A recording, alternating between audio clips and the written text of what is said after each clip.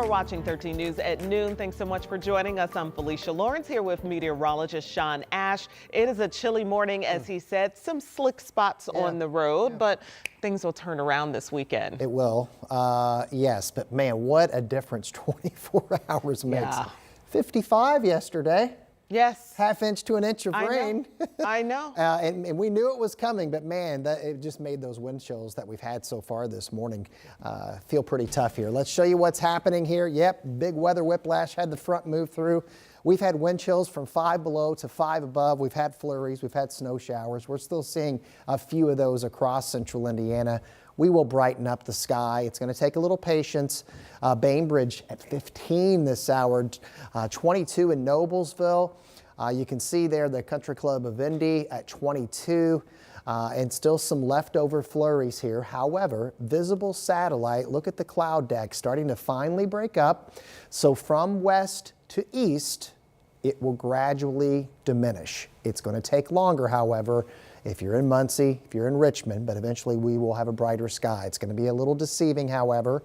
There's 22 in Indy, 28 in Terre Haute. Our average high is 40 degrees. We're below that today. This is the current wind chills. We still have sub-zero on the map, ranging from 2, 3 below there, Kokomo, Peru, to about 17 in Bloomington. Later today, we make it into the teens for the wind chill area wide. There's a beautiful shot there of Chris Kendelmart there in Carmel, where our own Matt Stantridge was earlier this morning having fun. There's your breakdown for the rest of today. We've got some ups and downs this weekend, and how about flirting with the record high on Christmas Day? We'll talk about that in a few minutes. Okay, could be a little warm for Santa Claus. All right, so if you want to see how these weather changes could impact your holiday travel plans, you got people coming in town or you're leaving out of town, it's a good idea to download our live Doppler 13 weather app. That's where you'll find our interactive radar and our daily weather blog. And now to the downtown bus crash that we were telling you about. 2 people are recovering this afternoon. Several cars and an Indigo bus were involved in this incident. It happened early this morning around 7:15 on North Capitol Ave. Police say that's where they found the bus crashed into 2 parked cars. Medics took the bus driver and a passenger in one of the other cars to the hospital.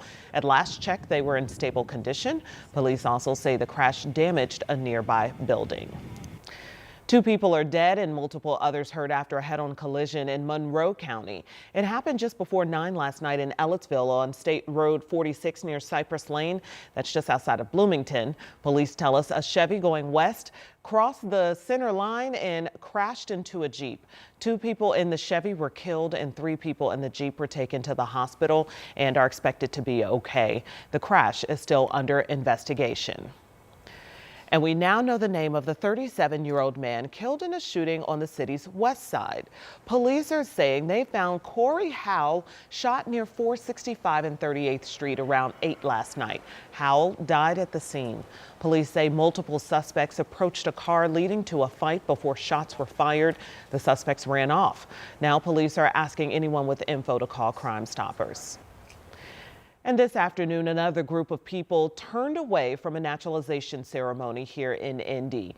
The Marion County Clerk's office tells us 100 people were initially invited to the ceremony, but 15 of them were notified that they were no longer eligible. And yesterday, at least 2 others were turned away at the ceremony.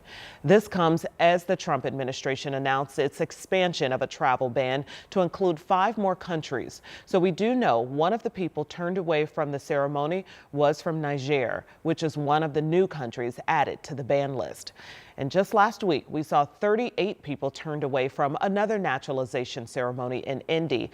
All of this a result of the president's travel ban.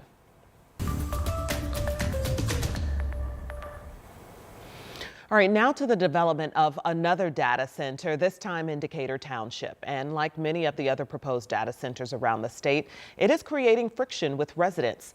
Alex Almanza stopped by a Civic Township meeting and shows us why the approval process for this one may be different. The CEO of Saby is kicking the tires on some land here in Decatur Township for a 250 megawatt data center. But it's becoming clear that the City County Council may not get as much of a say in this project. The line stretched halfway across an auditorium Thursday. You cannot fool me with that lingo. People don't usually get an opportunity like this. Why are you determined to not back down? These neighbors say they're charged with their own determination. Some refuse to back down, especially with a chance to talk to the boss himself, the CEO of data center developer Saby. Saby claims the project will claim more than $20 million annually in property taxes, will bring hundreds of jobs, but for others like Emma Hart, it all comes down to the light bill. It seems like electric bills are the main point of concern for people. That's really united people across Decatur Township. People have already seen rising utilities over the course of the last couple years. The Decatur Township Civic Council hosting a meeting to let residents talk to the CEO and other officials of Saby.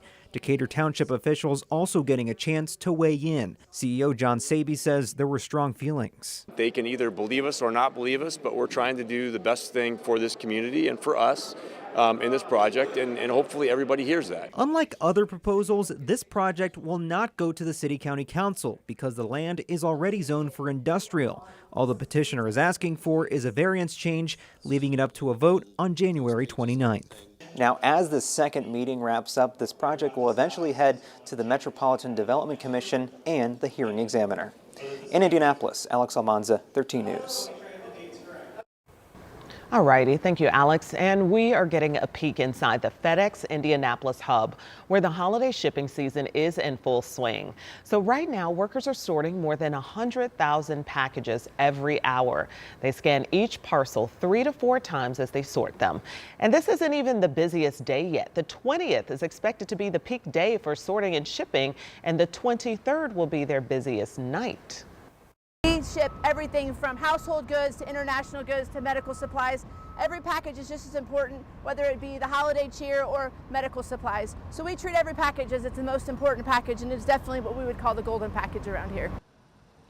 The hub has 17 flights come in each day from across the world, and 14 flights take off every day to get packages to families in time for Christmas.